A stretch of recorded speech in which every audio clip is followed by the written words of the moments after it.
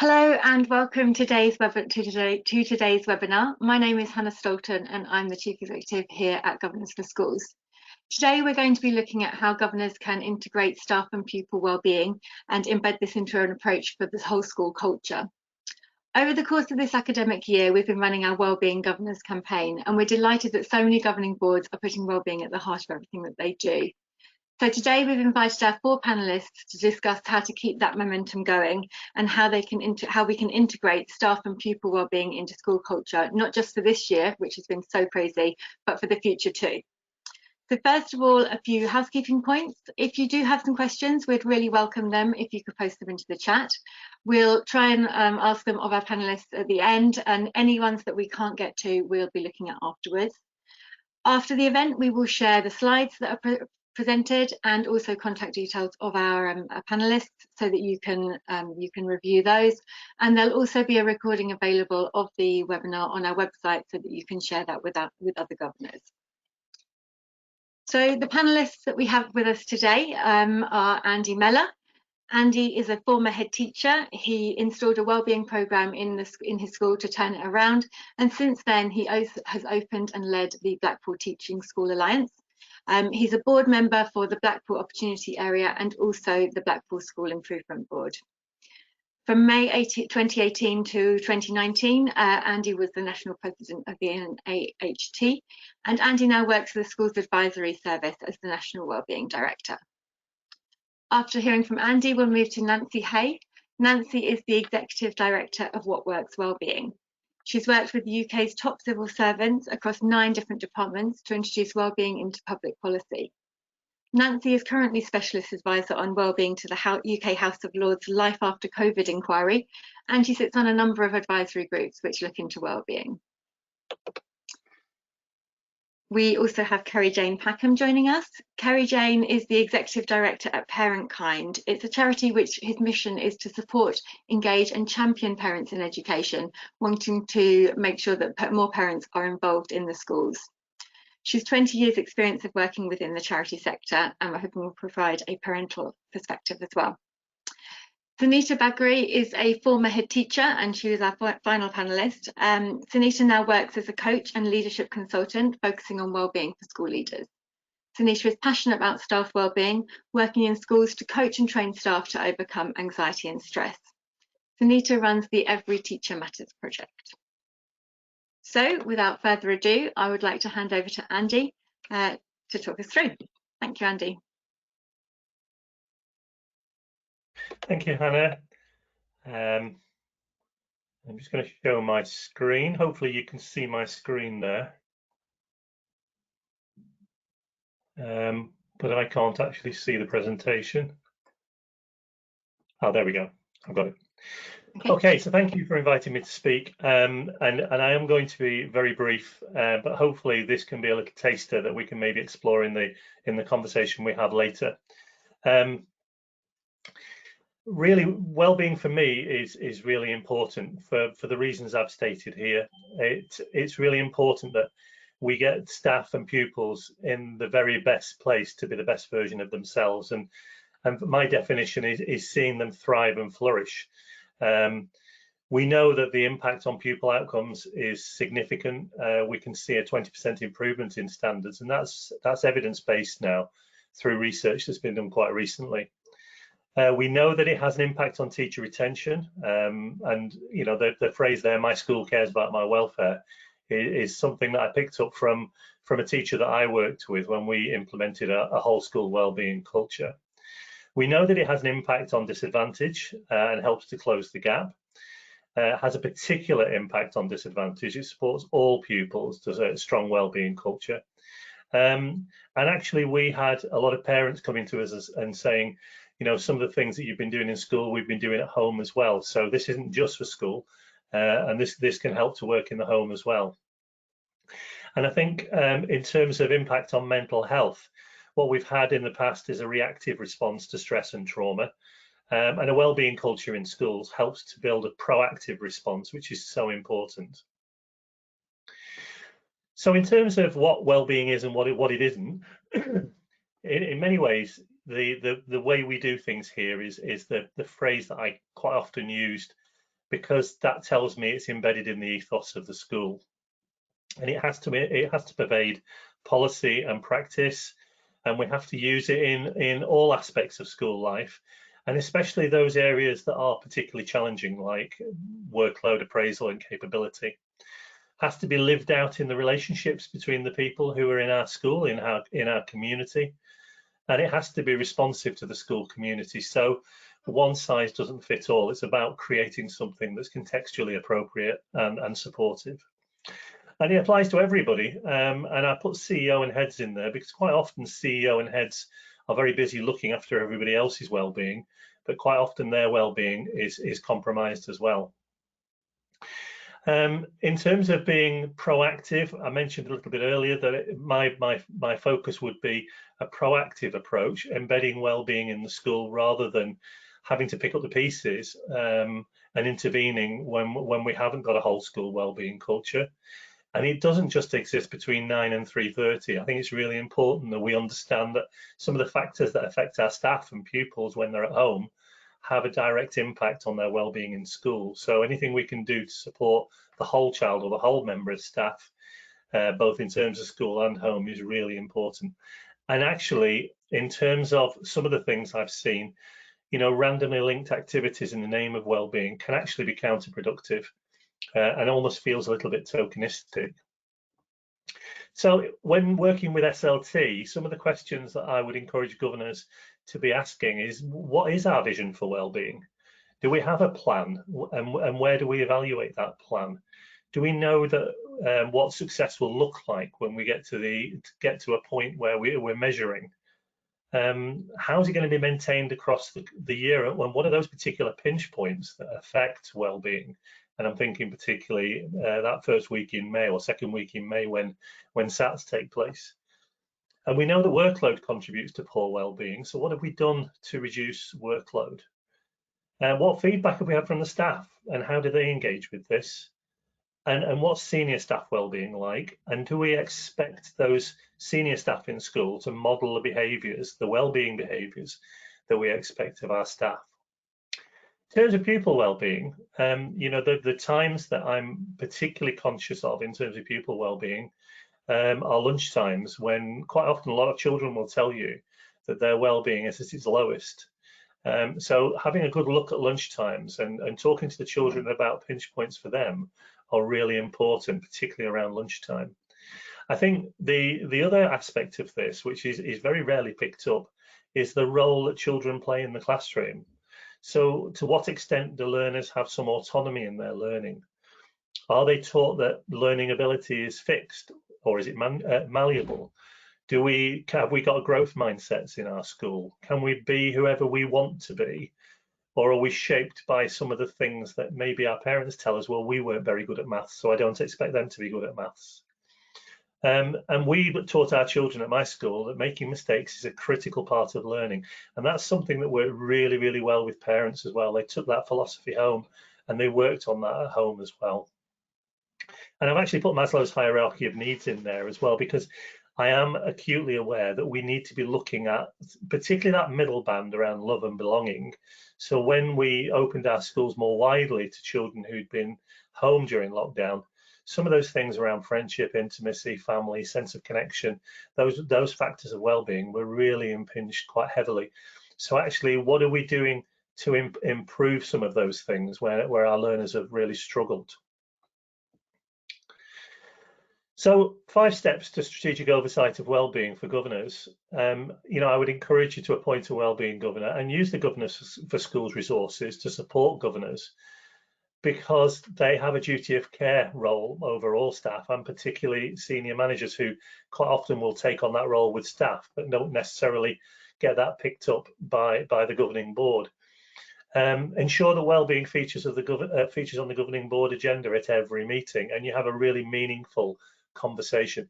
We did a session with governors very recently at SAS, and we found that only half of governors actually feature wellbeing on their governing board agenda. So that's something to have a think about. Build a 3-year vision and strategy to improve wellbeing, and we're happy at SAS to support you with that. link with other schools and see what they're doing and the impact of the work that they're doing, and make sure that you're auditing what you need to do in your school, because as I say, it's so contextual. And we've got a whole load of resources there that I've linked to the bottom, so that you actually click on those and it'll take you to some of those audit tools. The Mentally Healthy Schools Award is run by Leeds Beckett University. We sponsor that, and that's free to schools who are working with SAS. So it's a bit of a whistle-stop tour. I've given you a little bit of taste of what we do.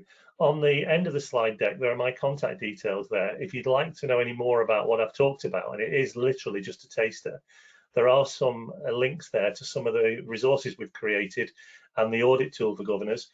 And also we've got a little freebie thrown in there as well. So if you're interested in doing some training as a governor, we're offering free governor training, the free training module from Leeds Beckett University. And if you contact me by email, I'll set you up with that to make sure that you have access to it. I don't know how long that's been, Hannah, but I think I'm probably just about on time. Perfect. Thank you ever so much, Andy. That's great. We'll come to questions at the end, I think, if that's okay, but thank you ever so much. That was brilliant. And I'll pass across to Nancy second. Yep. Okay, Nancy.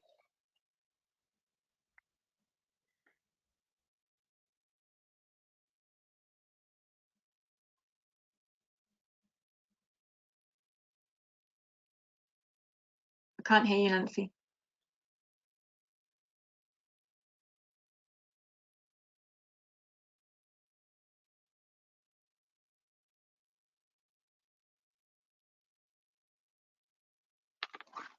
Still not, I think, are you on mute or? Okay, we're in. Yeah, perfect. Sorry, the whole program froze. So this is the joys we're having with our systems, and I think dealing with systems is one of the things that I think can help improve our well-being. So we'll just show you how that is. I'm just wondering if it's actually my screen that's being shared or not.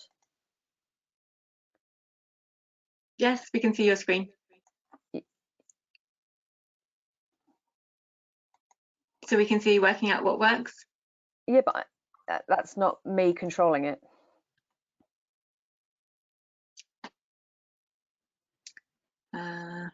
Okay. Try again. Okay, I have a presenter access now. Okay. Sorry about that, Nancy.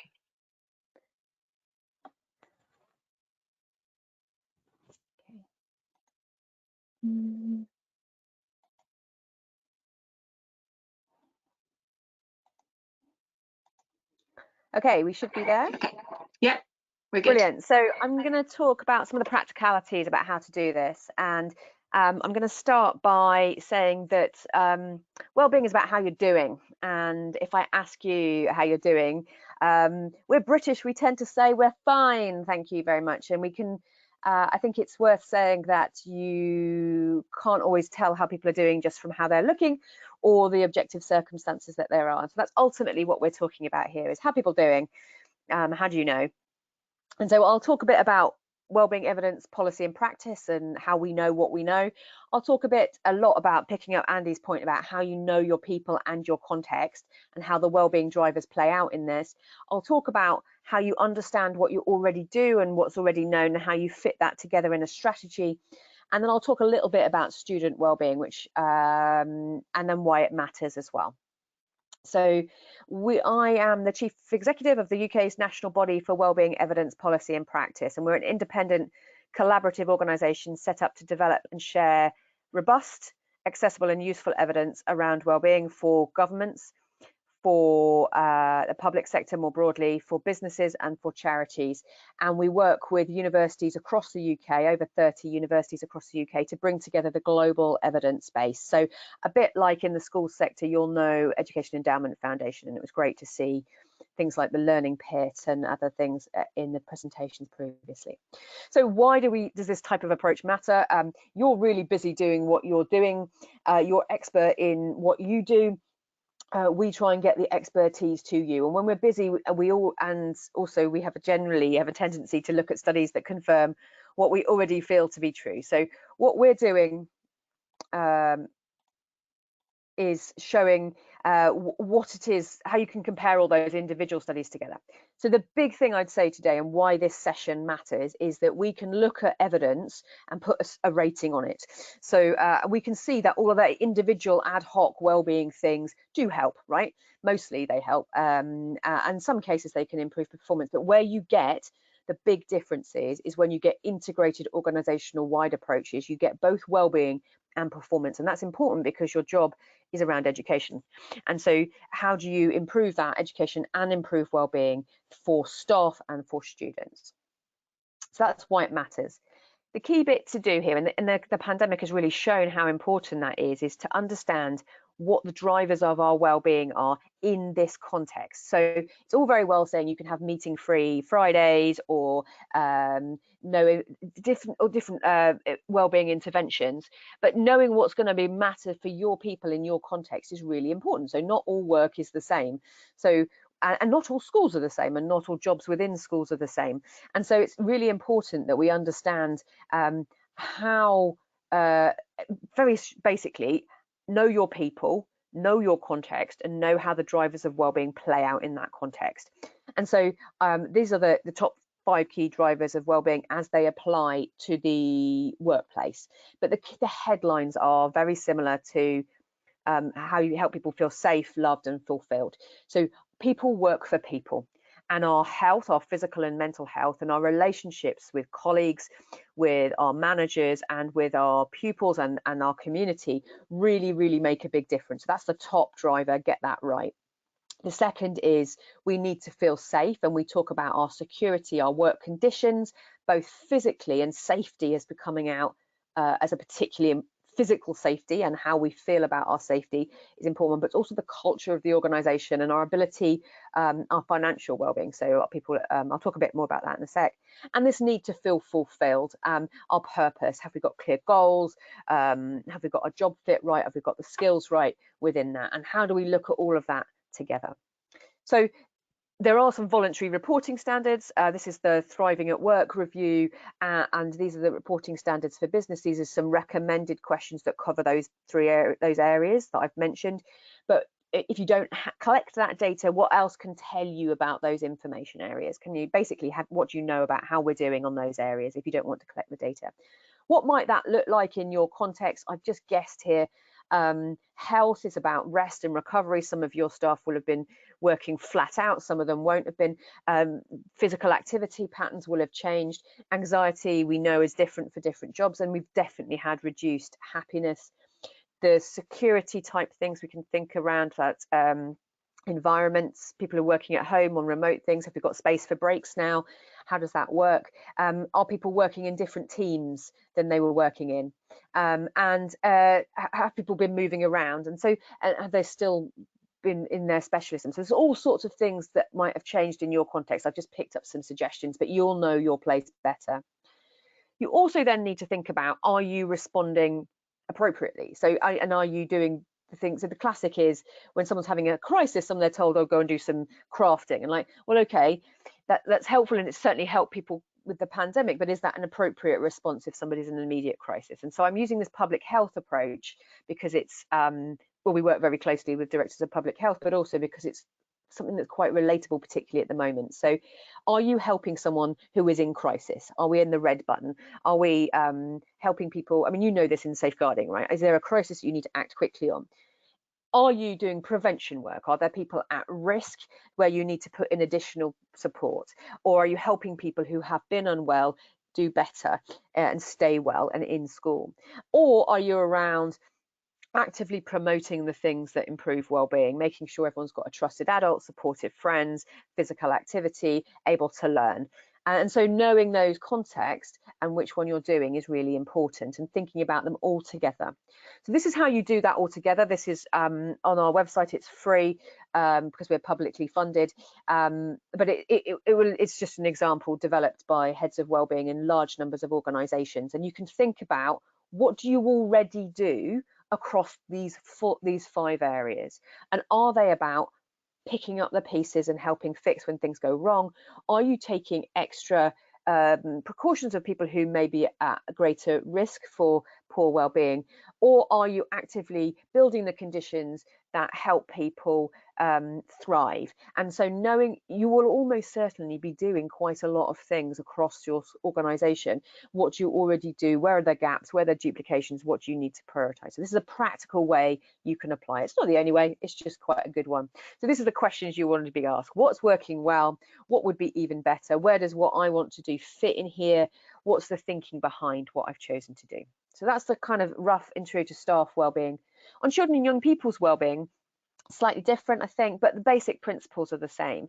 So what matters? This is the origins of happiness research, which was looking at longitudinal, so following people over time and looking at how things affected them over their life. And you can see here that I want to highlight three different things.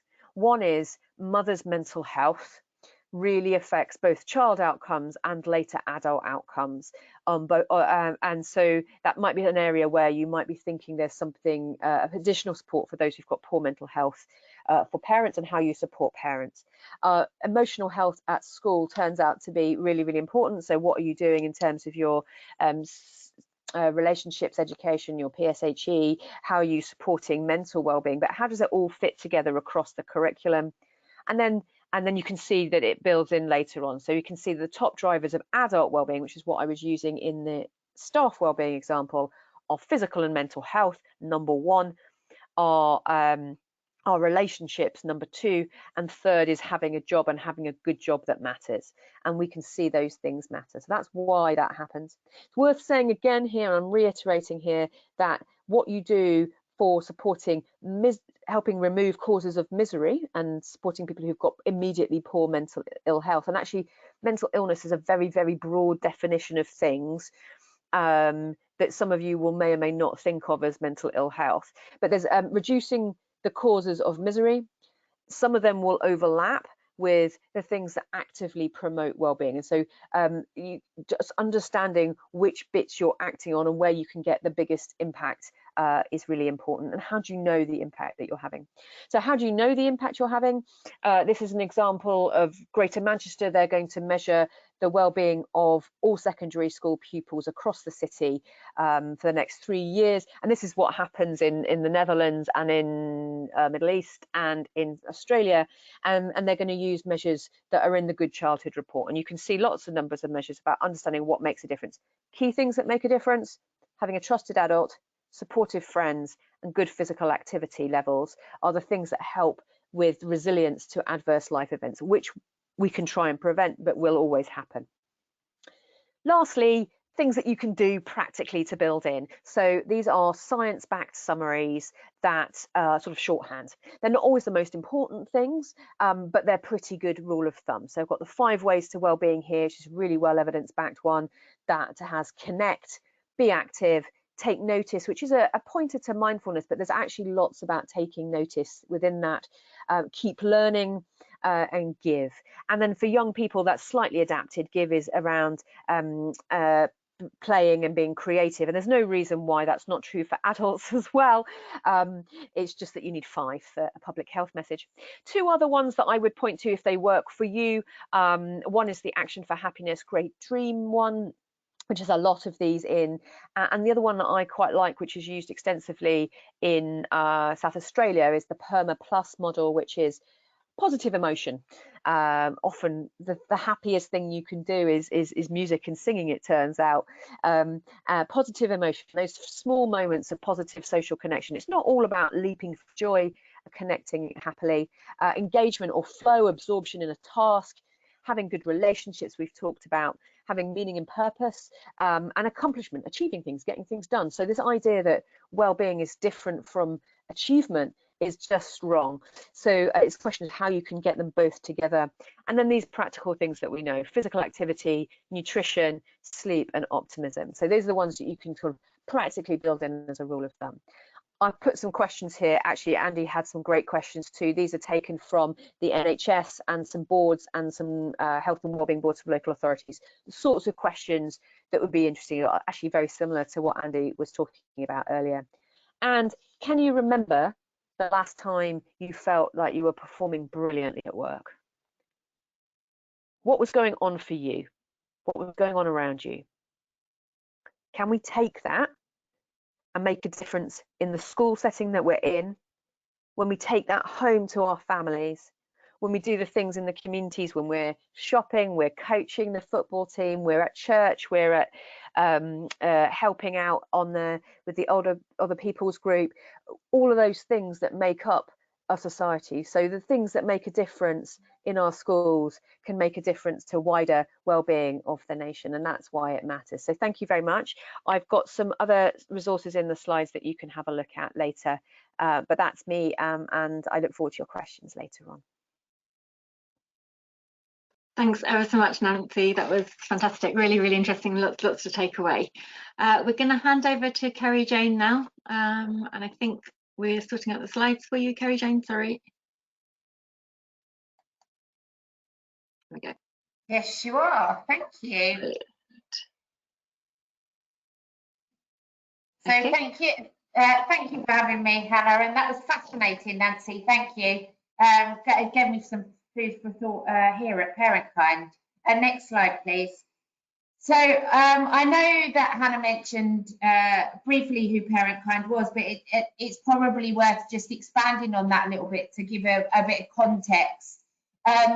We, as a national charity, we give those with a parenting role a voice in education, and we do that by representing parent views on their child's learning at a local, a regional, and a national level. So that's with governments and agencies, because of all the evidence that we gather around parental engagement and parental participation.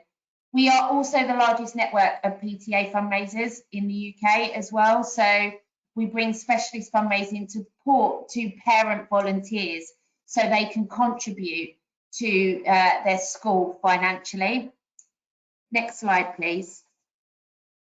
Part of the work that we do is around our blueprint for parent-friendly schools and how governors can support a culture of positive parental engagement with school staff is by implementing the blueprint for parent-friendly schools.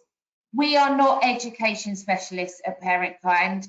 We are not teachers. We come very much from a parent perspective, and our blueprint is an accumulation of a lot of research that we did with parents of how they wanted the schools to be more parent friendly. It evolves around 5 key drivers, and it basically is around a whole school approach to parental engagement. So that comes from leadership and ethos and resources, and that can be as simple as having a welcoming environment where parents walk in, which positively impacts on their instant mental health and well-being.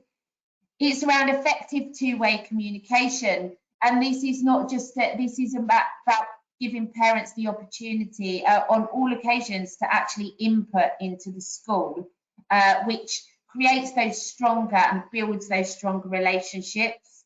It's around supporting learning at home. We've all had, as parents, had to support learning at home and making sure that that works and making sure that that continues. There's been some real positives that we found that parents really actually want to continue going forward, and I'll come on to those a bit later on. It's around involvement in school life. So not keeping parents outside the school gate, but actually bringing them into the school for a various different level, for various different reasons. And that is about understanding what skills parents can bring to the school. They might be mental health and wellbeing coaches, and that is a skill set that you can bring into the school and work with the staff. But it could be as simple as having a gardening club and getting the dads involved and having them in and gardening. There's all those bits that contribute to the mental health and wellbeing of a school. Obviously, PTAs is one of those, but we know that PTAs is not for everyone. The 5th pillar is around community engagement, and we've found through our research there will be some parents that will never come in to the school environment. And I'll come into some of those reasons in a second, but they won't come into so you're going to have to go out and find them. And that's about engaging with faith leaders, engaging with community leaders, finding where those parents are going, or doing some of what schools have been doing brilliantly over the last year, is actually going and knocking on doors and seeing, we haven't heard from you, are you okay, and really supporting that. Next slide, please. So we know all this because we've done research into the relationships between parents and schools, and these are still very much what parents are telling us. But from a teacher perspective, the reason that parents bring such anxiety is because they don't know who's responsible for parental engagement. They don't have enough training around how to deal with parents, and that contributes to anxiety, because traditionally what has happened is that the only reason that you contact parents is because something has gone wrong. So you're instantly going into that conflicted, that kind of tense kind of relationship of thinking, oh no, I've got to talk to them because something's going wrong. If you match that with the parent side of it, what is contributing to why they're not engaging in schools is fear. They haven't been asked and they don't have time. And I think what the COVID situation has brought about is that I don't have time, because options have been opened up into the virtual world and how to work with parents differently, that is actually diminishing now. We asked in our latest survey, what are the positives that parents really did like, and really, and virtual parents evening come out top, because they don't have other parents standing over their shoulder going, come on, you need to get on with this.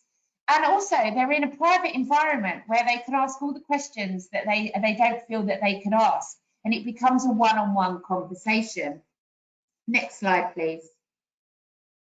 More recently, around parental mental health and well-being, we've been tracking this throughout the pandemic, and the current arrangements for their child's schooling has impacted on parents' mental health and well-being in different ways.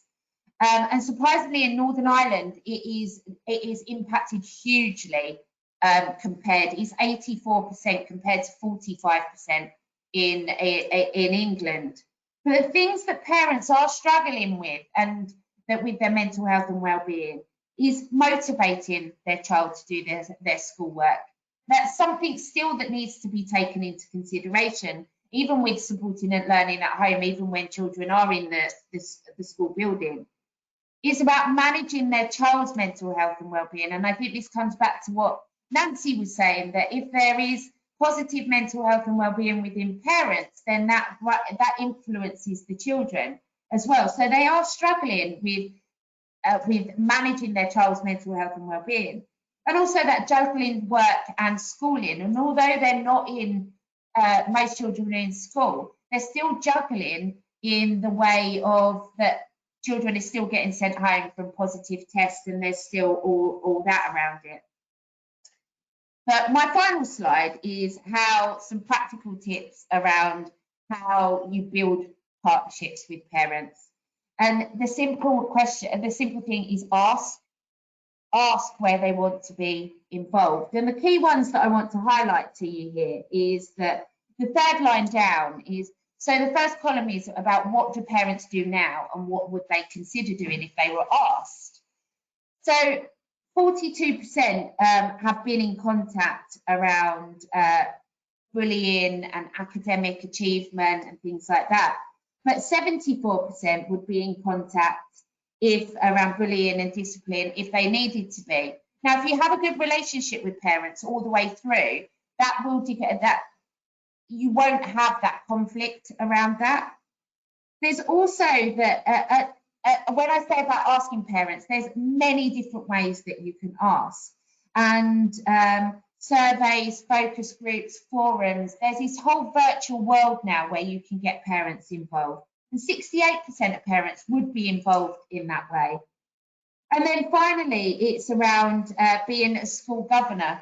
This is the kind of the bit, one of the biggest shifts is that 12% said they do that now, but 43% would represent parents within their school if asked to be a parent governor. So my biggest tip that I could give you is get into a conversation with parents and ask them, what have they enjoyed? Where do they need the support? Thank you. Fantastic. Thanks ever so much, Kerry-Jane. Really interesting. I will hand over to Suneta now to finish off, and then we'll look at some questions at the end. Hopefully we'll have some time.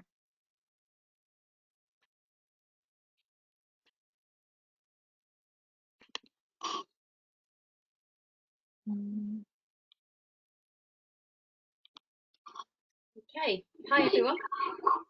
Hi. My name's Perfect. Yep. As you know, I've worked as a head teacher myself in 4 different schools in varying contexts with a range of different governing bodies. I'm going to talk to you today from a personal point of view, share insights into the work that I do now, and also share some practical strategies that you may want to consider as governors and leaders. As a head teacher myself, I have experienced a range of approaches from governors which have varied from having received excellent support to mediocre. I strongly believe that without teacher wellbeing, there is no pupil wellbeing. And that really does start with the head teacher, which I must say has acted as the catalyst for the work that I do now.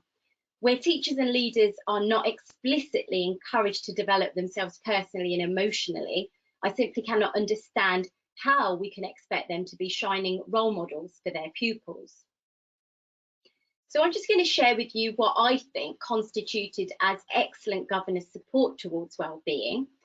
Well, that was being strategic yet personable, a careful balance to strike, but I've seen it done well. Access to coaching for the head teacher with a view that coaching would cascade to the SLT to create a coaching culture in the school, where decisions made in collaboration, bottom up, not top down, where duty of care was evident, firstly towards the head teacher and then disseminated, and staff wellbeing featured alongside pupil wellbeing. This is so very important. I'm going to share with you next a broader perspective. As fast forward 2 years, and now I work as a self-employed coaching consultant, specialising in wellbeing and mental health as a mental health first aid trainer, and I work in my consultancy roles with schools to advise upon wellbeing strategy. And as mentioned, I campaign through my project called Every Teacher Matters. I work with a number of organisations such as the Teach Well Alliance, Leadership Edge, Education Support. I'm also an approved partner with the SAS, and you've seen and heard from my colleague Andy Meller today. I work with initial teacher training, and I myself am a school wellbeing governor. I've been working with these organisations over the last couple of years, and certainly I want to share with you today some of the experiences of working with, I've probably worked with around 30 head teachers over the last 6 to 9 months, supporting them through this pandemic, so that they have time to reflect, time to assess what's going on, and actually just time to take 5. It's been really disturbing to hear about the realities of what head teachers are having to cope with, how challenging their situations are. Despite how many hours they work, they're unable to feel on top of it. And I'll share some of the commonly shared phrases and words that they've used to describe how they're currently feeling, and that is exhausted, it feels relentless, I'm fed up, failing to see the light at the end of the tunnel, and it doesn't matter how hard I try, even the very thought of trying to look after my staff's well-being is actually causing me anxiety. And I wanted to share this broader perspective with you, because I think it's important as governors and leaders that are joining us to listen today about what people are actually feeling right now. So I want to share some of the good stories and some of the things that the heads are telling me is working really well, where governors have instructed coaching or peer-to-peer support through education support. And on this note, if you're not aware, then to share with you that education support have been providing support via a pilot funded by the DFE since September, and I'm pleased to say that we've had confirmation that this will continue because it's so very necessary. Where governors have embraced their duty of care and done wellbeing check-ins, potentially phone calls to the head teacher regularly, not holding governor meetings just for the sake of holding them, but actually doing it, allowing breathing space to head teachers, but also giving time to you know, not hold to account, actually just ask how things are going in a more informal way. Other examples include, and I certainly share my own example in this experience, where governors feel, where head teachers and governors share trust, autonomy, decision making, and a sense of where head teachers feel overall that they're cared about, that the governing body have got their back. Certainly a statement that has been shared with me.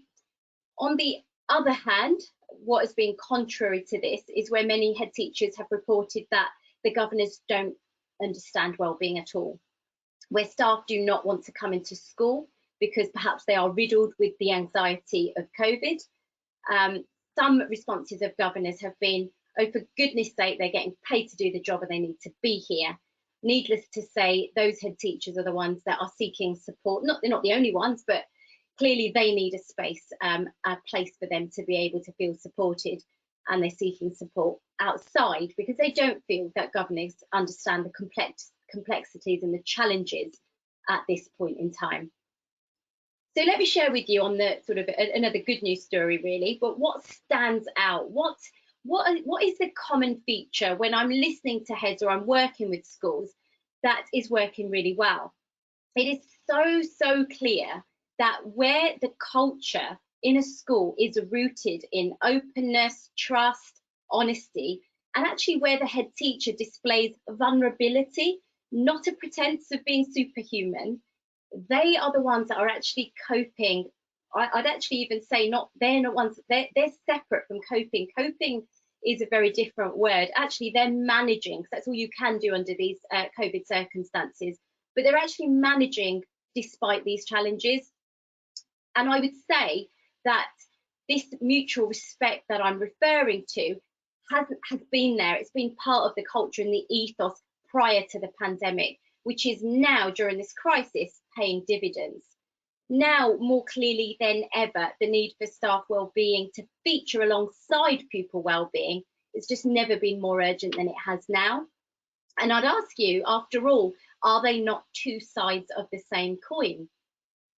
When, to quote Dame Alison Peacock, when teachers flourish, so do the children. What can possibly be more compelling argument for change? Well, we knew that the emphasis on teacher and staff wellbeing was already present as stated in the education inspection framework. There would have been work to do regardless of the pandemic. Despite all of those situations, we know that schools were starting to take more notice of this. But of course, the pandemic now has presented us with fresh challenges. And as school leaders, as they face these untenable and unforeseen circumstances, let's just have a quick look at some of the challenges. Well, recruitment and retention has been exacerbated. Teachers and leaders are looking for evidence that the school will look after their well-being. I have access to 16,000 teachers, and I can vehemently convey that their concerns are first and foremost centred around well-being. They are doing everything they can to move away from teaching or move away from a school that they view has toxic leadership. We know, and we have much evidence to support, that teacher well-being and mental health is integral to the school's success, and it requires our urgent attention. And if you require any more evidence of this, then I would point you in the direction of the Teacher Wellbeing Index, published by Education Support in November 2020, the impact of teacher wellbeing and mental health on pupil progress in primary schools in the report by Professor Jonathan Glazard and Dr. Anthea Rose. And I would encourage you wholeheartedly to watch a short interview on YouTube by Jeremy Haney, who says no to high stakes accountability, and you can find out about the success that he has. Let's look at the ways forward then. So another strand of the work that I do is that I work directly with head teachers to help them implement a culture of wellbeing. And two of the most important pieces of work that I would say I do to kickstart that process is firstly to create a vision of wellbeing. I know one of my colleagues has already mentioned this today. But when we're creating a vision of wellbeing, it's really important that it's actually created by the staff. And secondly, to conduct a staff survey, which gets to the root of any issues. And these processes alone can resolve many other challenges. So let me share with you why I think the vision is important. So a shared vision builds a sense of commitment in the school community by developing shared images and quotes of the reality that they are seeking to create, which then become the guiding principles and guiding practices by which they hope the school will get there. And the reason, I know Andy mentioned this earlier, it's because well-being means different things to different people. What I like may not be the same as what you like, will most likely not be the same. So the key is to understand this. This is just so important. I can't explain how important this is. You know, closing school on a Friday at 4 p.m. is not necessarily helpful to a teacher's well-being, because they might be a closer. They want to stay and get it done and then have a weekend ahead. So there's much discrepancy in the word well-being. It's really misinterpreted within schools around what it actually is. So because it's so subjective, it's really important that it comes from the staff with the individual school to represent that staff community's personal views. And why is a staff survey important? Well, because staff can actually be honest about how the school lives up to its wellbeing values. Anonymity means that staff have an opportunity to vocalise their concerns. The data derived from that can inform wellness actions required or programmes that are overarching wellbeing strategy, can pinpoint problem areas or areas for immediate action. It highlights a culture of support, and most importantly, the staff feel that their voice is heard. So how can governors work with senior leaders to help develop a strategic approach to whole school mental health and wellbeing? Well, the key word is strategic. You need to find the right strategy for your school community. How can you be strategic? How can you have a comprehensive view of the school? How can you prepare to be able to prove to Ofsted the following? So your school should consider how you demonstrate to Ofsted inspectors that you take staff wellbeing seriously. As governors, you'll need to think carefully about the systems you have in place to support staff and how you evaluate the effectiveness of these systems. And you need to know that wellbeing at work is about physical and mental health, the relationships we have with people in our place of work. It's about sense of purpose and value, and the type of environment in which we work. So what better way to be strategic than to actually have a strategy? So some of the ways, some strategies that I'm going to share with you in a practical sense today is you could have an audit, such as the one here.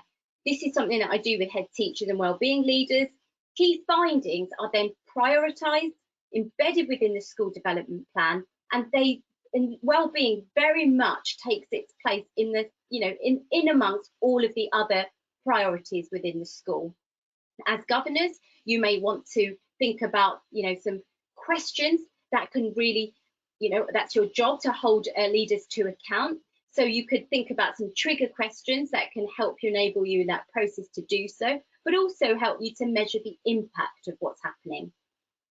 You could think about something like a Teach Well toolkit, which is a certified framework to implement a culture of wellbeing within a school. It includes wellbeing training. It provides step-by-step support coupled with the function of assessment, impact, and evidence. It's a complete system. You could consider an app called GoBox, which highlights each staff member's happiness level through asking 10 questions on a weekly basis. It takes 5 minutes. A low score then indicates where a conversation needs to take place, which is where their tagline comes in for the conversations that matter. And then that conversation, as a senior member of staff has a conversation with the member of staff that needs attention. And quite simply, you could just use the health and safety executive's 6 pressure points as a guide, as a framework to help you through the support and challenge in your role as a governor. You could look at the demands of the role, how much control we have over the way we carry out our job, how much support we have, whether we have positive working relationships, whether we know our work contributes to the employer's strategic objectives, and whether we feel informed about what is going on. Ultimately, whichever of these strategies you use, it's about the actions that leaders take to promote the culture and ethos towards positive wellbeing and mental health. If you're still learning about what this means, would like further evidence about positive cultures, I would highly recommend this book, which showcases 32 schools in varying contexts, which displays a successful and positive culture of wellbeing. Thank you very much, everybody. That's been Thanks helpful. so much, Suneta. That was great. Thank you. We have got lots of questions come through, so thank you for that. To start us off, we'll have a question for Andy from Cirencester Primary School. How can governors ensure the school's approach to wellbeing takes into account all staff, not teachers, not just teachers rather? It's something that has come up a number of times when we've been preparing our resources, and I think it's a key point to think about the whole school.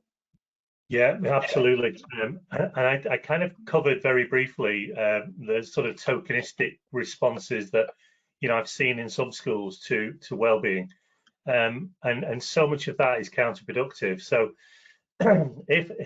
our staff in schools are not stupid. If they see that your wellbeing approach is based around free tea and coffee in the staff room and a box of chocolate biscuits on a Friday afternoon, then, you know, people are going to see through that. And wellbeing has to be about getting everybody in a position where they can thrive and flourish, not just at school, but at home as well. And so much of that crosses over. And it frustrates me a little bit. We've obviously got 4,000 client schools across the country. And one of the conversations we have with our client schools is, when you buy a policy from us, are you buying a policy that covers senior leaders and teachers? Or are you buying it for the whole staff? Because if you don't buy it for the whole staff, what are you saying about their well-being? Those people are not included within the policy. So, you know, for me, I'm bound to say this because I work for SAS, but, you know, an SAS policy would allow you then to be able to create a policy that meets the needs of all the staff in your school. And that I mean everybody, lunchtime welfare, site staff, office staff, teaching assistants, all the way through to the head or the CEO. And whatever you do as a school, I would warn you away from building something that doesn't embrace every single member of staff. So make sure when you sit down and you do your planning, whether you're a senior leader or a governor, make sure that you've thought about every group of staff and you've consulted with them to make that point about this is contextual and what the wellbeing needs might be for a lunchtime supervisor might be different from a caretaker, might be different from the head. So, you know, embrace a conversation with all of the staff in openness and honesty, and see what it is that every single member of staff is after, because it will be different for different people. Thanks ever so much, Andy. That's great. I've got a question from Paul, I think probably for Nancy. Where relevant, how far should we try to align the school's approach to wellbeing with our city's health and wellbeing board's priorities, such as a joint health needs assessment? Can you help with that? Oh, I love it when we get a JSNA mentioned. Absolutely, strategic needs assessment. I mean, my point about integration applies just as much to a place or anything else. I think my understanding of JSNAs is that they help you understand your context really well, and so and they can also, the data in that can help you understand and benchmark how you're doing particularly well. So it's all very well. I mean, you'll know that different schools in different parts of the place will have a different catchment and different needs and interests, right? And so the JSNA can help you do that. It will be drawn up by the directors of public health in a local area, which means that they will have access to really very, very thorough data. And that's often the basis of these things. So I would suggest use them to understand your context well. And if you can integrate the two, that would be even better. Brilliant, thank you very much. We've got two sort of related questions for Kerry-Jane now. One from Beverly: have you done any specific research around barriers to engagement in special schools? So thinking about special schools. And from Susan: in your research, were there any differences in findings between mainstream parents and those with special needs children? So thinking about the two different areas. So all of our annual parent survey data, if you go on onto our website, you can see the breakdown. And if it's not there, ask us and we can give you that breakdown, because we have a wealth of data that sits behind. But in June of last year, we actually did a specific SEND research with parents. And because we felt that they were underrepresented in the whole, and actually what we found was that the challenges were harder within lockdown. I don't think it was any surprise on that, but it is high on our agenda to continue representing SEND going forward, and we're looking to repeat that soon. So you can find all of that information on our website, and I haven't got the figures to hand, but I'm quite happy to circulate that afterwards. Thanks ever so much, Kerry-Jane. If we can send it across, then we'll make sure it goes out to everybody. A question for Suneta, again from Cirencester Primary School. With testing and reporting requirements at certain times of the year, you know, in the summer with SATs and GCSEs and so on, certain times are going to be much more stressful for staff than others. How can the wellbeing impact of these periods be minimised or smoothed out? I think the knowledge is there in terms of the pressure points. We know that they're coming up. So planning, making sure that perhaps the timetable constraints are not demanding at that time. I mean, what causes the greatest level of stress is the fact there's multiple demands upon us at the same time.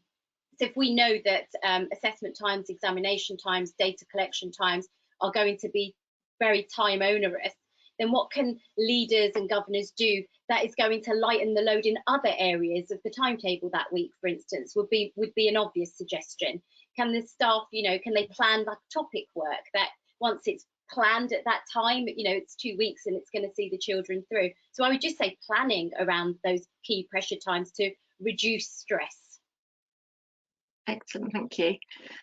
Question for Andy next. How do staff and pupil wellbeing approaches overlap and reinforce each other? So I guess looking at, as you said, Suneta, both two sides of the same coin, how do they overlap and reinforce each other, and are they at odds with each other in any way?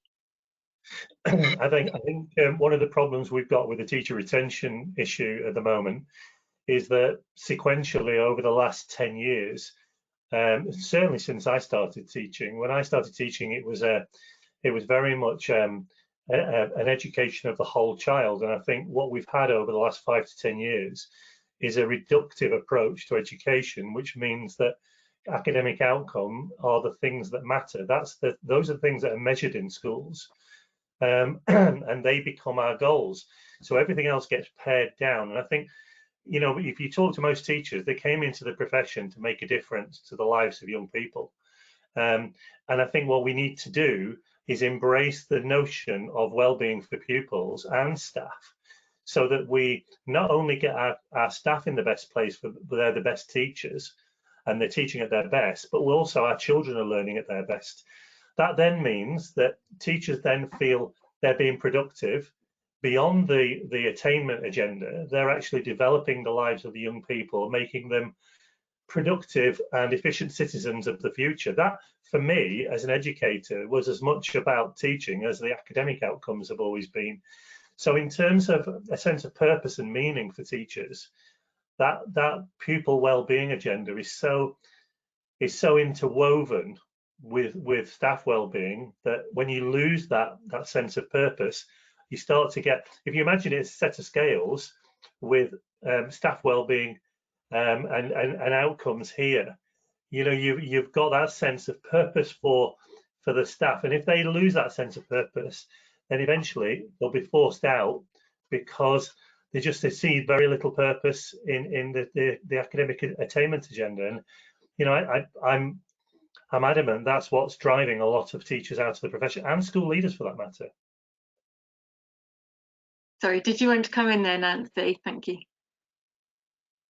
Yeah, just to say that we can see in the data the impact of individual teachers on a later adult's well-being of teachers at key stage 2 upwards. So you can see it from year 3 and year 6. You can see the impact of an individual teacher on a later adult's well-being of that individual. So the difference can be huge.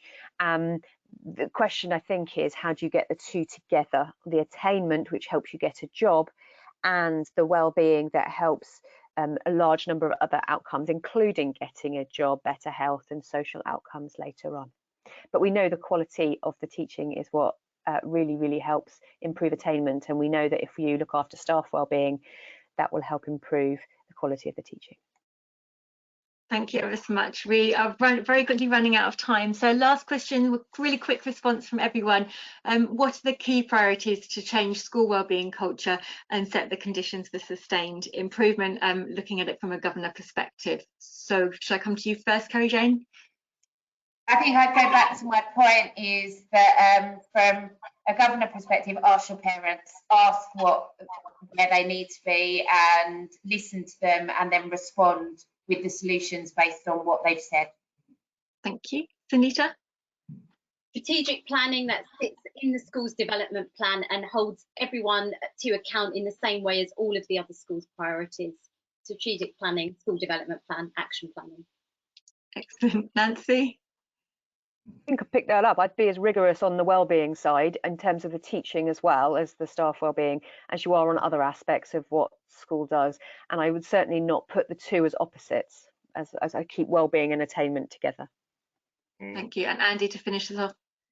Yeah, I would challenge the notion that the well-being and attainment are two separate items. One feeds the other. So building on what everybody else has said, make sure that well-being and attainment are your twin focuses. Thank you ever so much. So just for me to say thank you ever so much for our panelists for joining us. It's been a really interesting conversation. I hope everybody's enjoyed it listening in. As I said, slides and information will be sent out following the call today, and I hope you all have a lovely afternoon. Thanks ever so much and goodbye. Thanks for having us. Thank you. Thank you. Bye. Bye.